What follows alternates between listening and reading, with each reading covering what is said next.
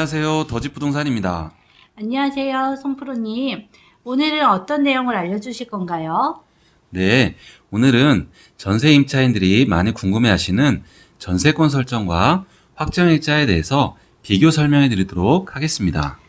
저도 이 점이 정말 궁금했는데 자세한 설명 부탁드릴게요.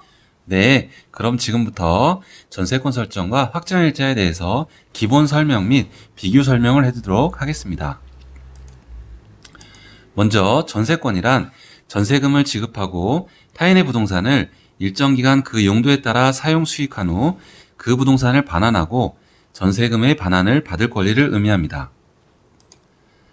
이를 위해서는 등기부등본상에 설정을 해야 하는데 이때 집주인의 동의와 협조가 필수사항입니다. 또한 등기비용과 말소비용이 발생하는데 이 또한 임차인이 부담하여야 합니다. 다음으로 확정일자란 임대차 계약을 하고 임대차 보증금에 대해 제3자에게 대항력을 갖게 하기 위하여 계약 체결일자를 관련 기관에서 확인해 주는 것입니다. 이를 위해서는 계약서의 확정일자 도장을 받아야 하고 전입신고를 하여야 하며 부동산을 점유하여야 합니다.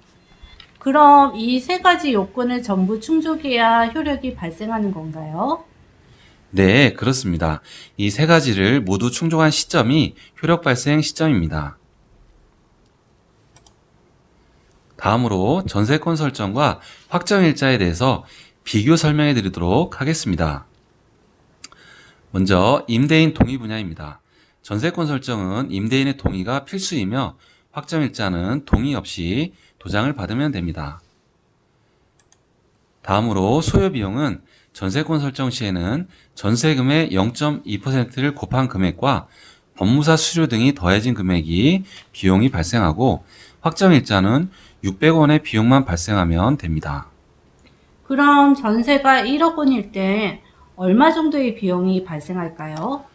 네, 전세금의 1억 원이라 하면 전세금의 0.2%인 20만 원 플러스 법무사 수수료 등 포함해서 50에서 60만 원 사이에 소요비용이 발생한다고 볼 수 있습니다. 아, 그렇군요. 적지 않은 금액이네요. 네, 그렇습니다. 또한 말소 시에도 법무사 수수료 등 말소 비용이 발생합니다. 다음으로 보상금 범위입니다.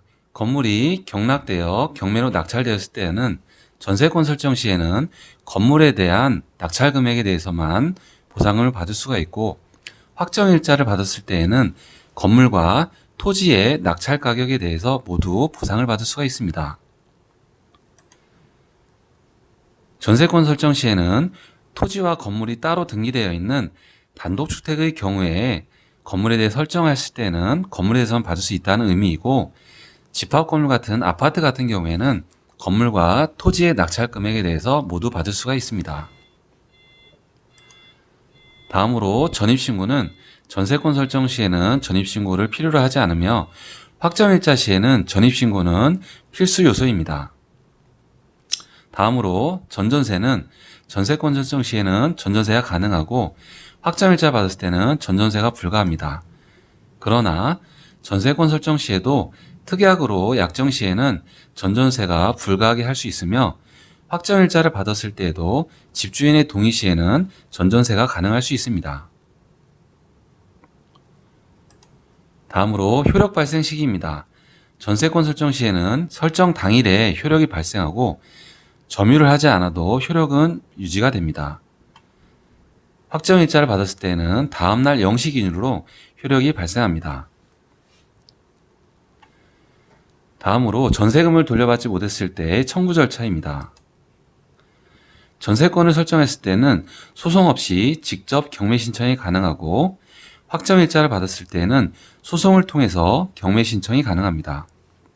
그러나 전세권 설정 시에도 건물의 일부에 대해 전세가 되는 다가구, 상가 등의 일부에 대해 전세를 할 경우에는 전체 건물에 대해서 경매 신청을 불가하고 확정일자와 동일하게 소송을 통해서 경매 신청이 가능합니다. 다음으로 소액 임차인에 대한 최우선 변제권입니다. 전세권 설정 시에는 최우선 변제가 불가하고 확정일자를 받았을 때는 최우선 변제가 가능합니다. 이상으로 전세권 설정과 확정일자에 대해서 알아봤습니다. 더 많은 부동산 정보를 원하시면 구독 버튼 부탁드립니다. 오늘도 더집 부동산을 시청해 주셔서 감사합니다. 다음에 더 좋은 매물로 찾아뵙겠습니다. 그때까지 행복하세요. 행복하세요.